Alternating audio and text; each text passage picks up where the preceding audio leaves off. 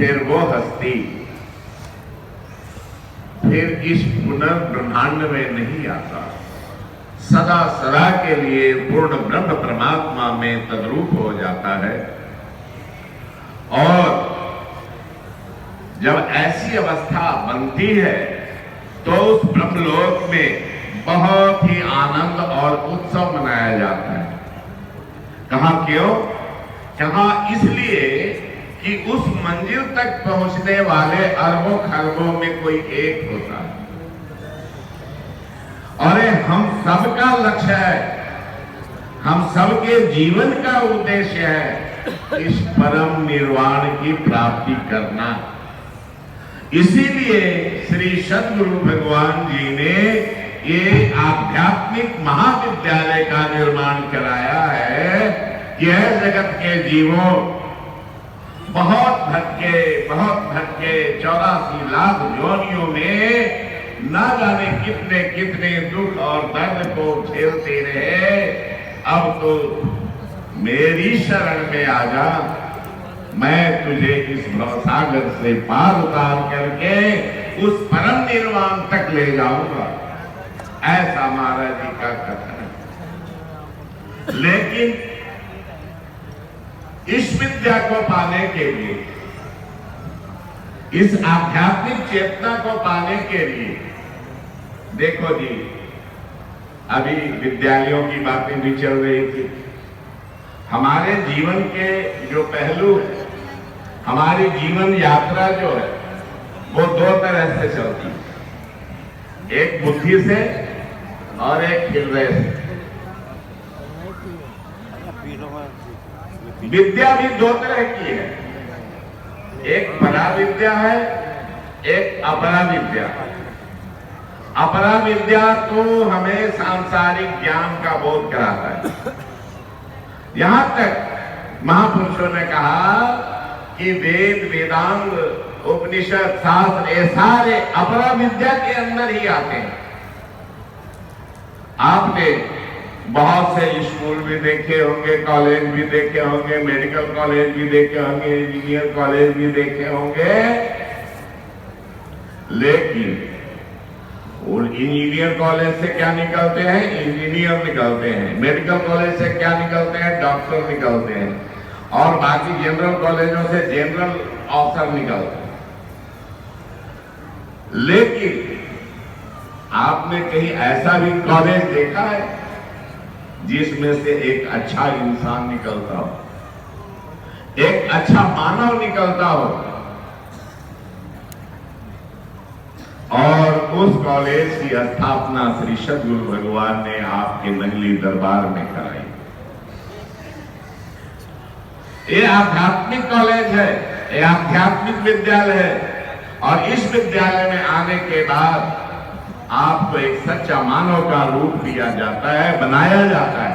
वो सेवा के माध्यम से, सुमिरन के माध्यम से और अन्य प्रकल्पों के माध्यम से, साधना से, ध्यान से और इन अनेक प्रक्रियाओं से आपको निकाला जाता है और एक आप सच्चे इंसान बन पाते हैं।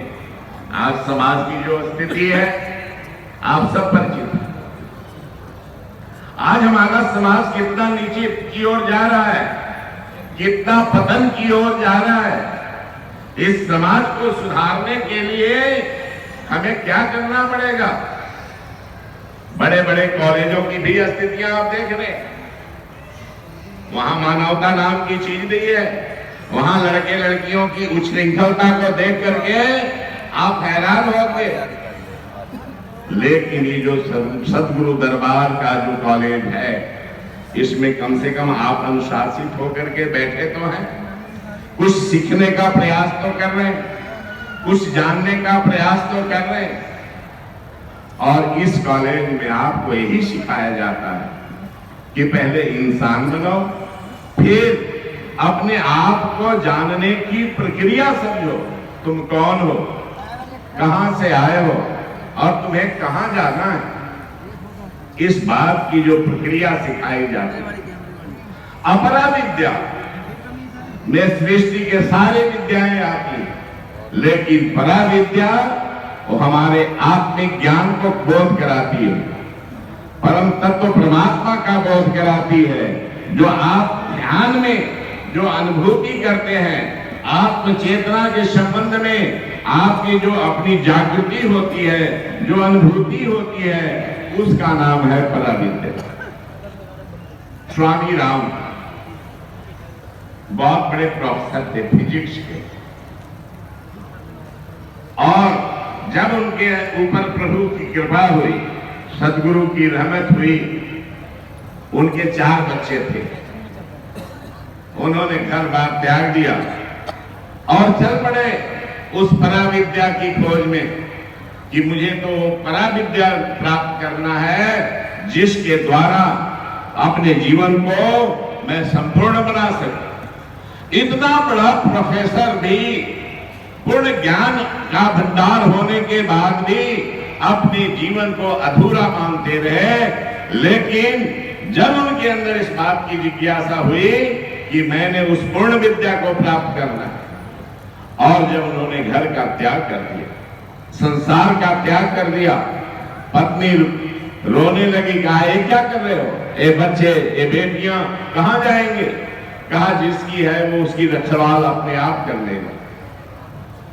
और कहा लाओ अगर मेरी है तो मैं इन्हें गंगा जी में फेंक देता हूं। भला पत्नी मां अपने बच्चों को गंगा में कैसे फेंकने दे?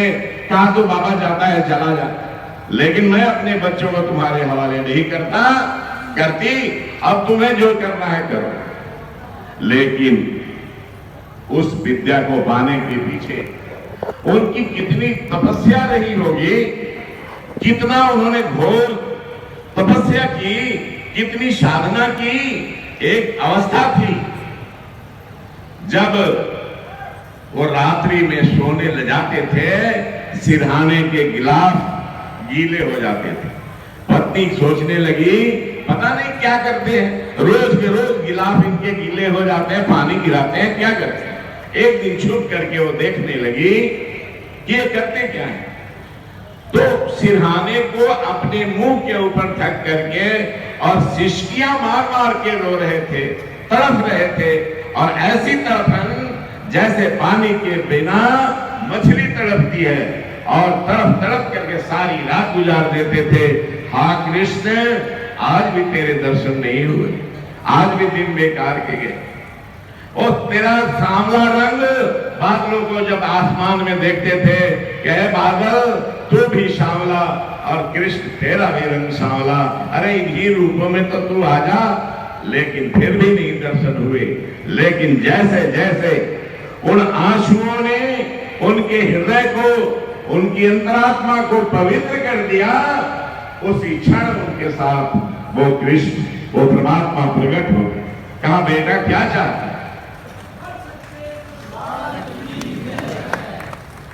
कहा मैं वो पूर्णत्व को प्राप्त करना चाहता हूं। मेरे जीवन में जो अनुभव किया वो आज तक अधूरापन महसूस किया, लेकिन आज तुम मिल गए, आज मेरे जीवन की पूर्णता प्राप्त हुई। कहा अभी नहीं हुई। कहा फिर? अरे तुम मिल गए उसके बाद भी नहीं हुई। कहा नहीं, अभी तो तुमने मेरे बाहरी स्वरूप को देखा है, तुम मेरे स्वरूप में लय हो जाओगे, उस दिन तेरे जीवन की पूर्णता प्राप्त हो। ऐसे ऐसे अब उस लाइन में जाने के लिए यहां बुद्धि नहीं काम करती। उस रास्ते पे चलने के लिए हृदय रूपी पद की जरूरत पड़ती है। उसमें हृदय के द्वारा चला जाता है।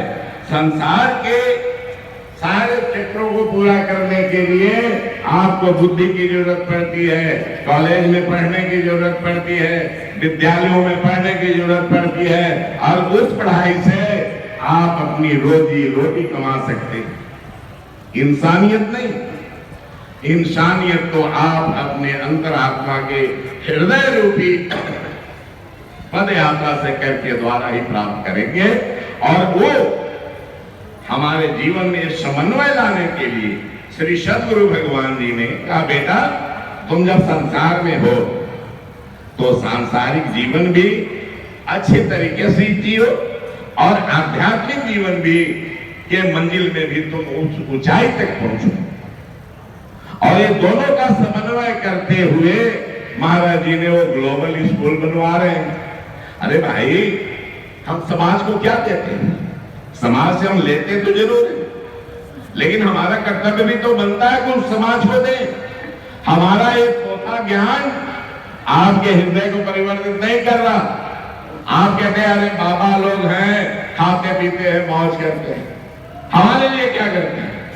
जबकि हम आपके लिए रात दिन चिंतन करते हैं, आपका हृदय परिवर्तित कैसे हो, आपके अंदर इंसानियत कैसे आए, आपके अंदर परमात्मा का प्यार कैसे जगे, इस बात की हम रात दिन चिंता करते हैं, लेकिन इसकी आपके दिल में कदर नहीं है। तो कहते हैं भैया इसकी नहीं है तो इसकी कर ले।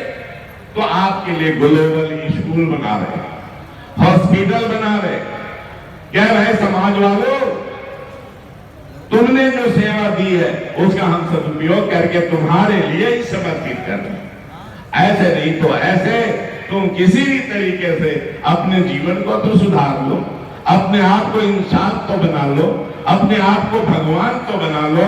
और ये है सब संतों का प्रयास, आप सबके जीवन के उत्थान के लिए, आप सबके कल्याण के लिए।